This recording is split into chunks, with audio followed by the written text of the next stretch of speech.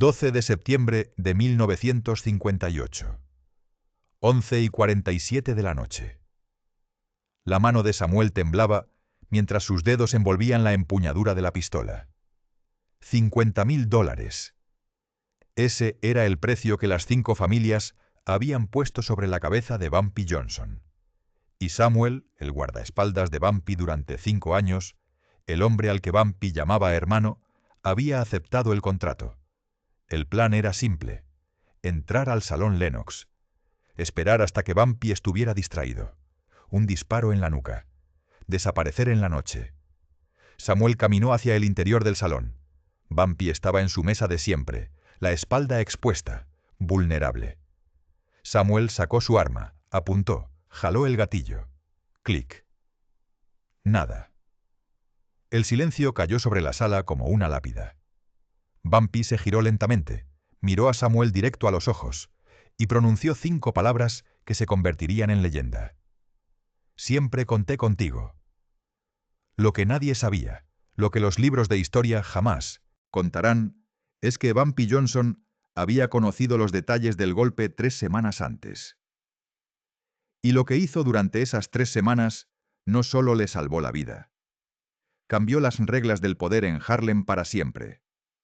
Para entender lo que sucedió aquella noche en el Salón Lennox, primero hay que comprender quién era Bumpy Johnson en 1958. No era simplemente otro gángster. Era el protector de Harlem, el hombre que se interponía entre su comunidad y los lobos que querían devorarla. A finales de los años 50, Harlem estaba bajo asedio. La mafia italiana, específicamente las 5 familias, llevaba años intentando apoderarse del negocio de los números en el vecindario. Los números eran dinero grande. Gente pobre apostando centavos que, sumados, representaban millones. Y los italianos querían cada centavo. Pero había un problema. Su nombre era Bumpy Johnson. Bumpy había construido algo que los italianos no podían comprender. No gobernaba solo a través del miedo. Gobernaba a través del respeto. Cuando las familias de Harlem no podían pagar la renta, Bumpy la pagaba. Cuando la policía acosaba a los negocios de la comunidad negra, Bumpy hacía llamadas que detenían el acoso. Cuando los mafiosos italianos intentaban meterse en las operaciones locales, Bumpy los empujaba hacia atrás con fuerza. Las 5 familias habían intentado de todo. Enviaron matones. Bumpy los devolvió en ambulancias. Intentaron negociar. Bumpy les dijo que Harlem no estaba en venta. Intentaron sobornar políticos. Bumpy tenía mejores conexiones. Para 1958, las familias estaban desesperadas. Y los hombres desesperados toman decisiones peligrosas. Franco Costello, el jefe mafioso más poderoso de Nueva York, convocó una reunión. Las 5 familias enviaron representantes. El tema de discusión, el problema Bumpy Johnson. La sala estaba llena de humo de cigarros y tensión contenida. Costello se sentó a la cabecera de una mesa de caoba pulida, sus ojos grises recorriendo los rostros de los hombres más peligrosos de la ciudad. Cada uno de ellos controlaba territorios que valían millones. Cada uno de ellos había ordenado muertes sin pestañear. Pero esa noche todos compartían la misma frustración.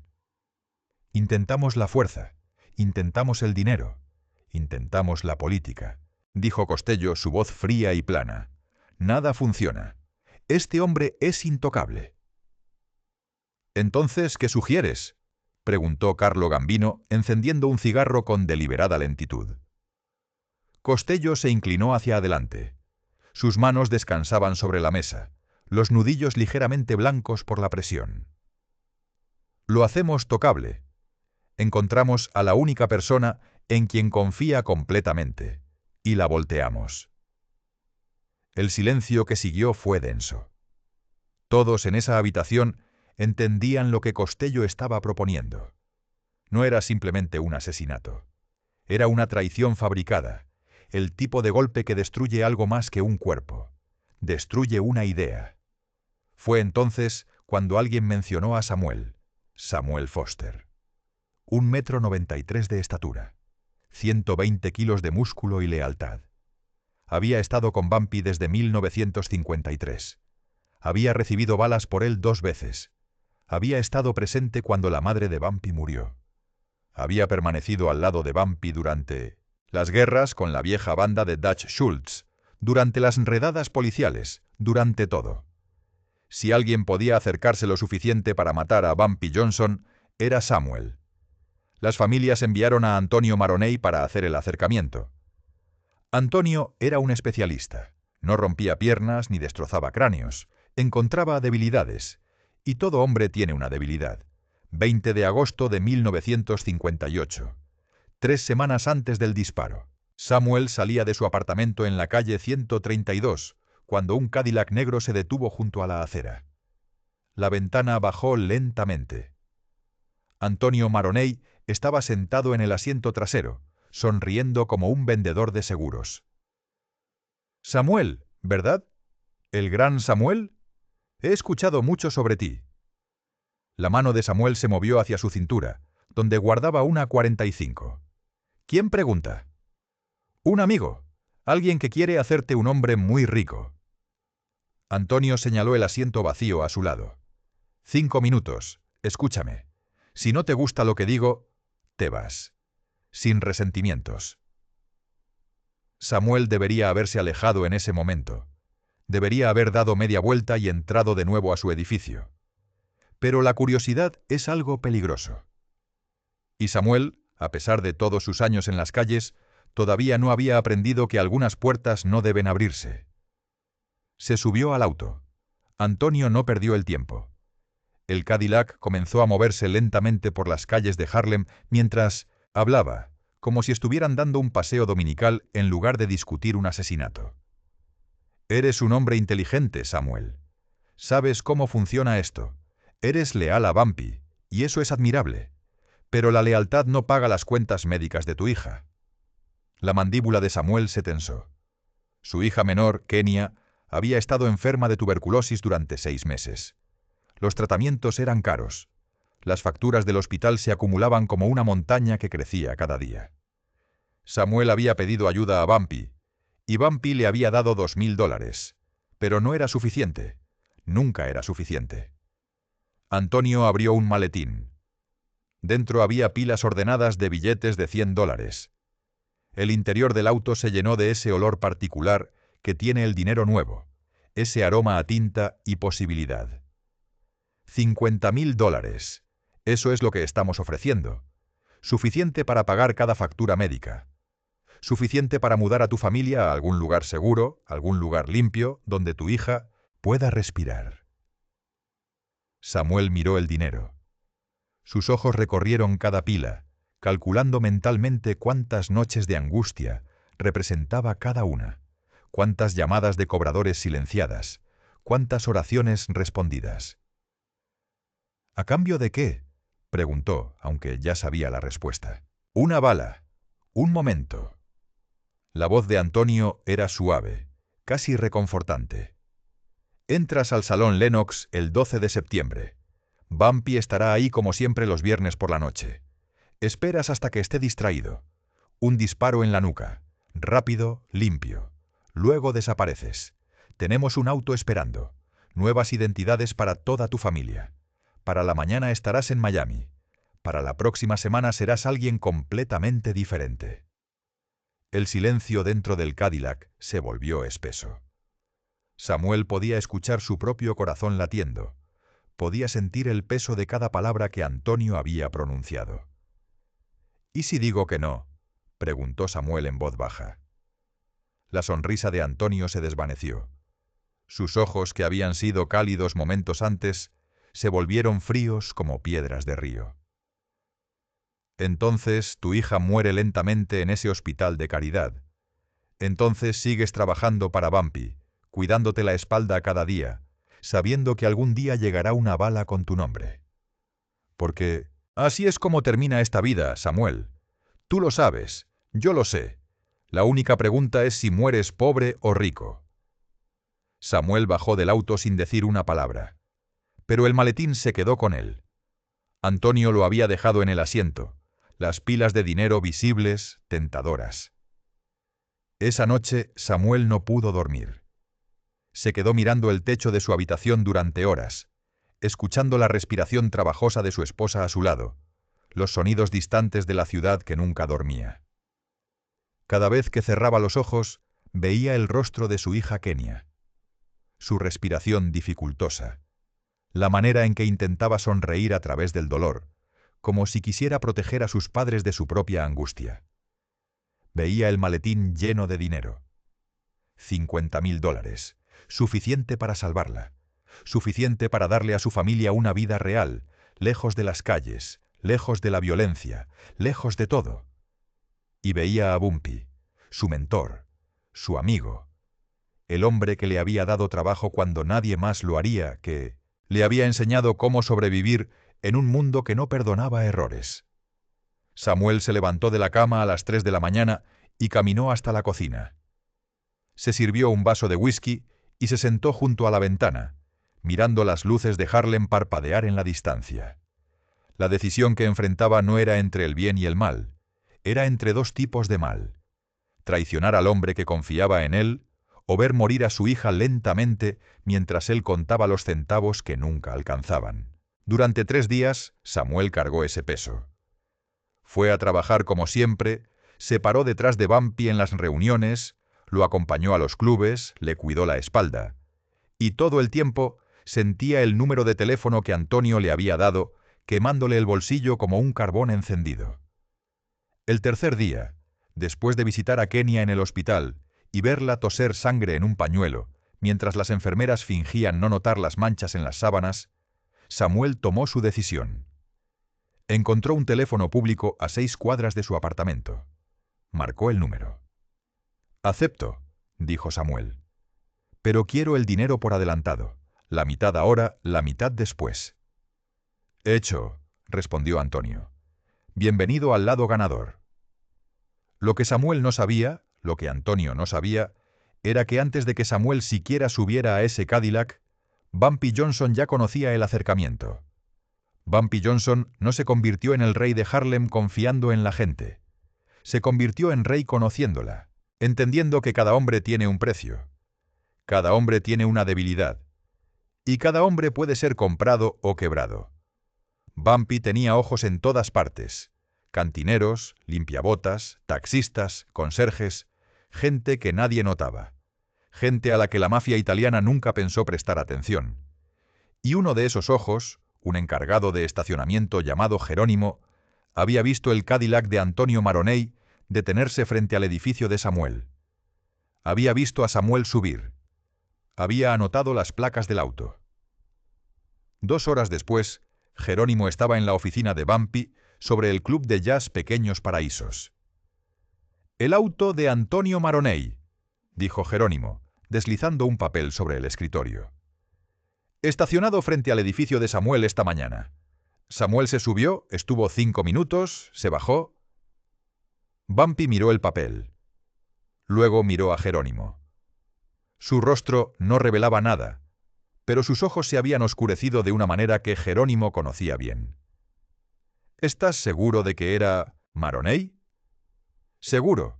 Lo he visto antes. Cobra de los negocios italianos del lado este». Bumpy guardó silencio durante un largo momento. La oficina estaba en penumbras, iluminada solo por una lámpara de escritorio que proyectaba sombras alargadas sobre las paredes.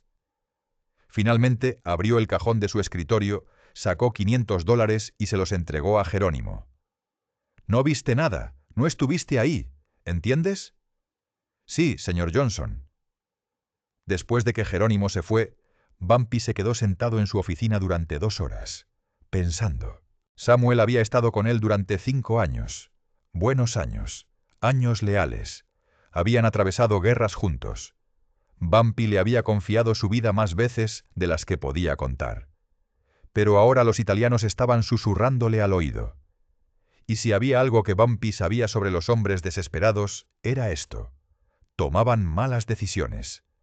Bumpy podría haber matado a Samuel en ese momento. Una llamada telefónica, y Samuel desaparecería en el río Este antes del amanecer. Eso es lo que la mayoría de los hombres en la posición de Bumpy habrían hecho.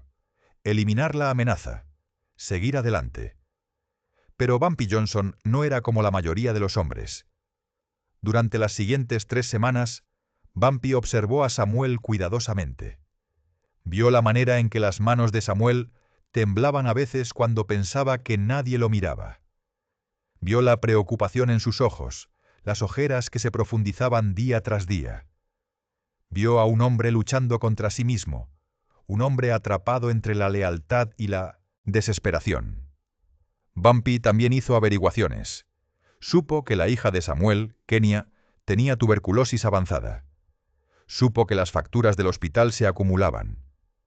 Supo que Samuel había pedido ayuda y que los $2.000 que él mismo le había dado apenas habían arañado la superficie del problema. Y supo, con la certeza fría de un hombre que ha pasado toda su vida leyendo a otros hombres, exactamente qué iba a hacer Samuel. La pregunta no era si Samuel jalaría el gatillo. La pregunta era qué haría Bumpy al respecto.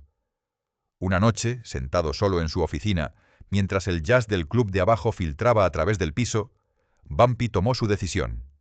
No mataría a Samuel. No lo confrontaría. Haría algo mucho más devastador. Lo dejaría intentarlo.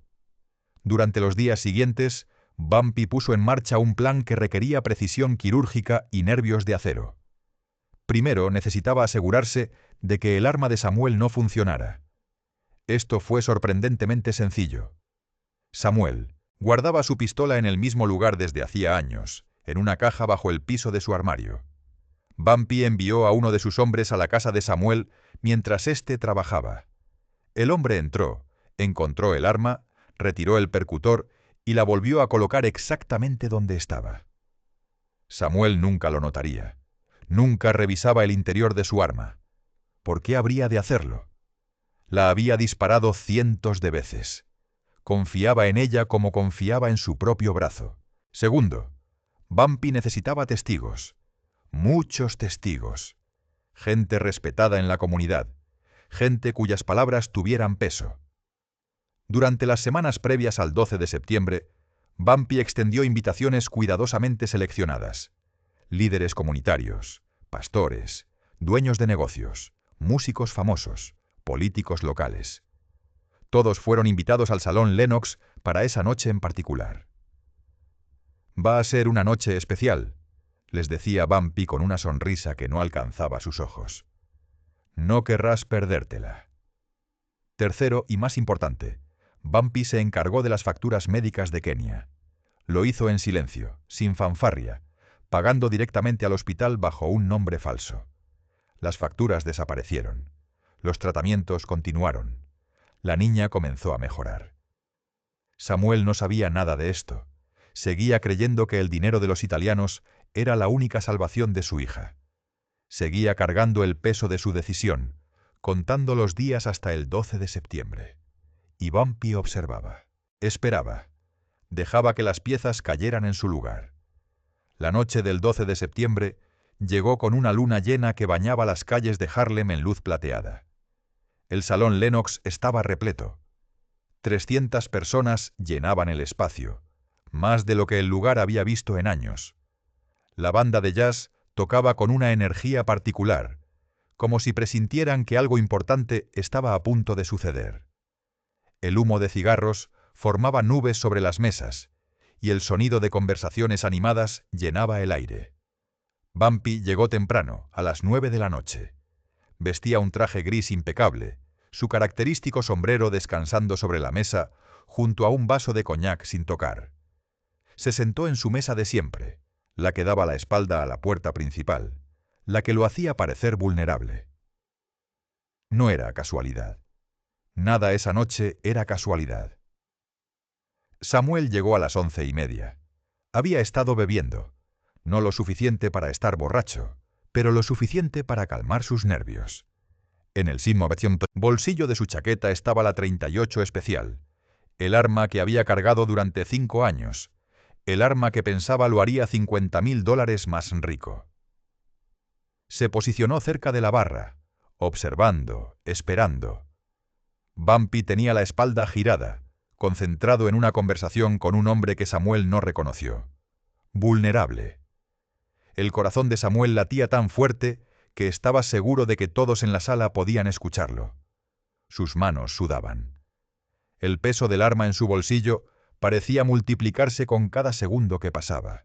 Pensó en Kenia, en su sonrisa débil, en la manera en que su pecho subía y bajaba con cada respiración dificultosa.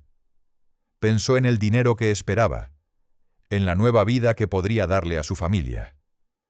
A las 11:47, Samuel hizo su movimiento. Caminó a través de la multitud, la mano dentro de su chaqueta, agarrando la pistola. Nadie lo notó. Samuel siempre estaba cerca de Bumpy. Era el guardaespaldas. Su presencia era normal, esperada. Samuel se acercó a la silla de Bumpy. 6 metros. Luego 4. Luego 2. Sacó el arma. El cantinero lo vio primero. Sus ojos se abrieron de par en par, pero antes de que pudiera gritar una advertencia, Samuel ya había apuntado a la nuca de Bumpy y había jalado el gatillo. Clic. El sonido de un percutor golpeando el vacío resonó en la sala repentinamente silenciosa. La banda de jazz se detuvo a mitad de nota. Las conversaciones murieron a mitad de oración. 300 personas se giraron para mirar a Samuel de pie ahí, con un arma inútil en su mano temblorosa, y a Bumpy Johnson sentado con calma, sin siquiera inmutarse. Los segundos se estiraron como años. Samuel intentó jalar el gatillo de nuevo. Clic. Y de nuevo. Clic. Clic. Clic. Cada sonido era más desesperado que el anterior. Cada sonido cavaba su tumba un poco más profundo. Bumpy tomó un sorbo lento de su coñac. El líquido ámbar brilló bajo las luces del club mientras lo llevaba a sus labios con la calma de un hombre tomando el té en un domingo por la tarde. Luego dejó el vaso suavemente sobre la mesa y se giró en su silla. Miró a Samuel. Solo lo miró. Y en esa mirada había algo más aterrador que la ira. Era decepción. «Siempre conté contigo», dijo Bumpy en voz baja. Esas 5 palabras golpearon a Samuel más fuerte que cualquier bala, porque en ese momento Samuel entendió. Bumpy lo había sabido. Lo había sabido todo. El acercamiento de Antonio Maroney, los $50,000, el plan, todo. Y en lugar de matar a Cinto, Samuel, en lugar de desaparecerlo en el río, Bumpy lo había dejado caminar hasta esta sala y jalar ese gatillo. Lo había dejado revelarse a sí mismo frente a 300 testigos. Lo había dejado destruir su propia reputación, su propio honor, frente a toda la comunidad. El arma de Samuel cayó al piso con un ruido metálico que resonó en el silencio. Sus piernas cedieron. Se hundió de rodillas sobre el piso de madera, un hombre destruido en el mismo lugar donde había planeado cometer un asesinato. «Lo siento. Dios, Bumpy, lo siento. Mi hija...» «Sé lo de tu hija», interrumpió Bumpy. Su voz seguía siendo tranquila, pero cargaba un peso que llenaba toda la habitación. «Lo he sabido durante 6 meses. ¿Crees que no cuido a mi gente?» Bumpy metió la mano en su chaqueta y sacó un sobre. Lo dejó caer sobre la mesa con un golpe suave. «Las facturas médicas de Kenia. Todas, pagadas esta mañana. También hay un cheque ahí por $5,000. Para tu familia, para lo que necesiten». Los ojos de Samuel se llenaron de lágrimas. Su cuerpo temblaba mientras procesaba las palabras. Todo el tormento de las últimas semanas, todas las noches sin dormir, todas las justificaciones que se había contado a sí mismo, todo se derrumbaba frente a él. «Pero, ¿por qué no me lo dijiste?» «Porque necesitaba saber», dijo Bumpy. «Necesitaba saber si elegirías el dinero sobre la lealtad, si elegirías sus 50,000 sobre nuestra hermandad». Hizo una pausa. El silencio en la sala era absoluto. 300 personas contenían la respiración, testigos de algo que nunca olvidarían. «Ahora lo sé». Bumpy se puso de pie. No era un hombre alto, medía apenas 1,65 m, pero en ese momento parecía de 3 metros. Su presencia llenaba el espacio de una manera que desafiaba la física. «Vas a dejar Harlem esta noche. Vas a tomar a tu familia y vas a desaparecer. No me importa dónde, pero si alguna vez vuelvo a ver tu cara, si alguna vez vuelvo a escuchar tu nombre, no habrá una segunda oportunidad. ¿Entiendes? Samuel asintió, las lágrimas corriendo por su rostro. Y Samuel. La voz de Bumpy bajó aún más, apenas un susurro que de alguna manera llegó a cada rincón del salón. Cuando los italianos te pregunten qué pasó aquí esta noche, les dices exactamente lo que viste. Les dices que Bumpy Johnson lo sabía. Les dices que siempre lo supo. Les dices que no pueden comprar la lealtad en Harlem. Y les dices que si alguna vez intentan algo, así de nuevo, no seré tan misericordioso. Samuel se levantó con piernas temblorosas. Recogió su arma inútil del piso. La miró por un momento como si fuera un objeto extraño, que nunca había visto antes, y la guardó en su bolsillo. Luego caminó hacia la puerta del salón Lennox. Nadie intentó detenerlo. Nadie dijo una palabra. Samuel desapareció en la noche y nunca regresó a Nueva York. Lo último que se supo de él fue que trabajaba en construcción en Detroit. Un hombre roto cargando el peso de su traición por el resto de su vida. Después de que Samuel se fue, Bumpy se giró para enfrentar a la sala. 300 personas lo miraban en silencio. Acababan de presenciar algo imposible. Habían visto a un hombre intentar asesinar a Bumpy Johnson, y habían visto a Bumpy convertir ese asesinato en una lección. «Permítanme aclarar algo», dijo Bumpy, su voz llegando a cada rincón del salón. «Los italianos creen que pueden comprarnos, creen que pueden dividirnos, creen que pueden tomar Harlem porque somos pobres, porque somos negros, porque no importamos». Levantó su vaso de coñac. El líquido brilló bajo las luces. «Están equivocados. Harlem no está en venta. Nunca lo estuvo. Nunca lo estará. Y cualquiera que piense que puede cambiar eso, cualquiera que piense que puede venir a mi vecindario y comprar a mi gente, va a aprender lo que Samuel acaba de aprender. No somos nosotros los que necesitamos protección. Son ellos». Bumpy alzó su vaso más alto. «Por Harlem. Y por la lealtad que no se puede comprar». 300 personas levantaron sus vasos. «Por Harlem». La banda de jazz comenzó a tocar de nuevo. Las conversaciones se reanudaron. En cuestión de minutos, era como si nada hubiera sucedido. Excepto que todo había sucedido. La noticia de esa noche se esparció por el bajo mundo de Nueva York como un incendio forestal. Para la mañana siguiente, cada mafioso desde Boston hasta Baltimore había escuchado la historia. Bumpy Johnson había sabido sobre el golpe durante 3 semanas. Lo había dejado desarrollarse. Había hecho que un traidor se rebelara frente a 300 testigos. Y lo había hecho todo sin derramar una sola gota de sangre. Las 5 familias convocaron una reunión de emergencia al día siguiente. Franco Costello estaba furioso. Golpeaba la mesa con el puño mientras maldecía a Antonio Maroney por su fracaso. Pero Carlo Gambino, siempre el más calculador del grupo, veía algo diferente. «No podemos vencer a este hombre», dijo Gambino en voz baja. Su cigarro, dibujando espirales de humo en el aire. «Lo hemos intentado todo. La fuerza no funcionó. El dinero no funcionó. Voltear a su propia gente no funcionó. Cada vez que nos movemos contra él, ya lo vio venir». «Entonces, ¿qué hacemos?», demandó Costello, su rostro enrojecido por la frustración. Gambino encendió otro cigarro con movimientos lentos y deliberados. «Dejamos Harlem en paz. Nos enfocamos en Brooklyn, Queens, el Bronx, pero Harlem pertenece a Bumpy Johnson, y tratar de quitárselo solo nos va a costar más dinero y más hombres». Fue la primera vez que las 5 familias retrocedieron en una disputa territorial. No tuvieron opción. Bumpy Johnson había probado algo esa noche en el salón Lennox. No era simplemente un gángster, era un estratega, un jugador de ajedrez que veía 10 movimientos adelante. Y no juegas ajedrez con un gran maestro a menos que estés listo para perder. La historia de la traición de Samuel se convirtió en leyenda en Harlem. La gente la contó durante décadas, la pasó a sus hijos, a sus nietos. Se convirtió en más que una historia.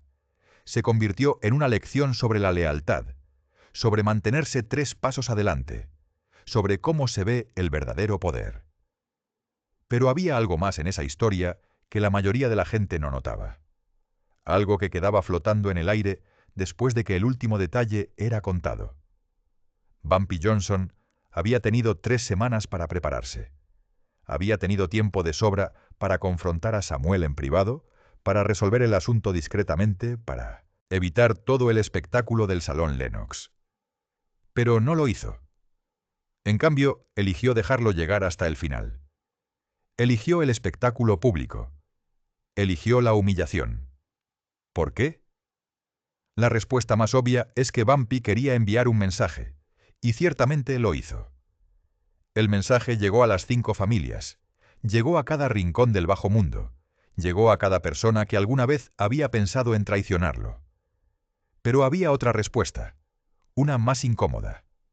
Bumpy Johnson también quería ver. Quería ver si Samuel realmente lo haría. Quería ver hasta dónde llegaría un hombre al que había llamado hermano. Quería saber, con certeza absoluta, que su juicio sobre la naturaleza humana era correcto. Y cuando el gatillo no funcionó y Samuel cayó de rodillas, Bumpy obtuvo esa certeza.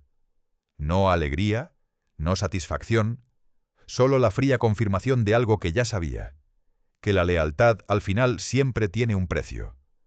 Lo que nadie preguntó esa noche, lo que nadie se atrevió a preguntar después, era qué habría hecho Bumpy si el arma hubiera funcionado. Él tenía 3 semanas de preparación. Había pagado las facturas médicas de Kenia. Había llenado el salón de testigos. Había deshabilitado el arma. Pero, ¿y si algo hubiera salido mal? ¿Y si Samuel hubiera revisado su pistola? ¿Y si hubiera traído un arma diferente? Bumpy Johnson vivió otros 10 años después de esa noche. Murió en 1968, no de una bala, sino de un ataque al corazón. Irónicamente, en el mismo Salón Lennox donde había enfrentado a Samuel. Dicen que estaba sentado en su mesa de siempre cuando sucedió, que el coñac seguía intacto a su lado, que su sombrero estaba perfectamente colocado sobre la mesa. Dicen que murió con los ojos abiertos, mirando hacia la puerta, como si todavía estuviera esperando, como si todavía estuviera contando. La lección que Bumpy Johnson dejó esa noche trasciende el mundo del crimen organizado. Trasciende Harlem, trasciende su época. El arma más peligrosa no es una pistola. Es saber lo que viene antes de que tu enemigo lo sepa. Es convertir su plan en tu victoria. Es jugar ajedrez mientras ellos todavía están aprendiendo damas. Samuel tomó $50,000 de la mafia. Salió de Nueva York sin nada más que vergüenza. Y Bumpy volvió a su mesa de siempre, terminó su coñac y siguió siendo el rey de Harlem. Pero aquí está la pregunta que queda flotando en el aire. La pregunta que nadie ha podido responder en más de 60 años. ¿Bumpy perdonó a Samuel porque era misericordioso? ¿O lo dejó ir porque un hombre viviendo con el peso de su traición es un mensaje más poderoso que un cadáver en el río? La diferencia entre esas dos respuestas dice mucho sobre cómo entendemos el poder. Y dice aún más sobre cómo entendemos a Bumpy Johnson. Algunos dicen que era un protector, un Robin Hood de Harlem que cuidaba a su comunidad. Otros dicen que era un manipulador, un hombre que entendía la naturaleza humana lo suficientemente bien como para usarla como arma. Tal vez era ambas cosas. Tal vez el verdadero poder siempre vive en esa línea borrosa entre la protección y la manipulación, entre el amor y el control. Lo único seguro es esto. En Harlem, el respeto no se daba. Se ganaba. Y Bumpy Johnson ganó el suyo cada día de su vida. Ahora la pregunta es para ti. Si hubieras estado en el lugar de Samuel, con tu hija muriendo lentamente y $50,000 frente a ti, ¿habrías tomado la misma decisión? ¿O habrías encontrado otra manera? Y si hubieras sido Bumpy, sabiendo durante 3 semanas que tu hermano planeaba matarte, ¿habrías dejado que jalara el gatillo? ¿O lo habrías detenido antes de que llegara tan lejos? Las respuestas a esas preguntas dicen más sobre ti que sobre ellos.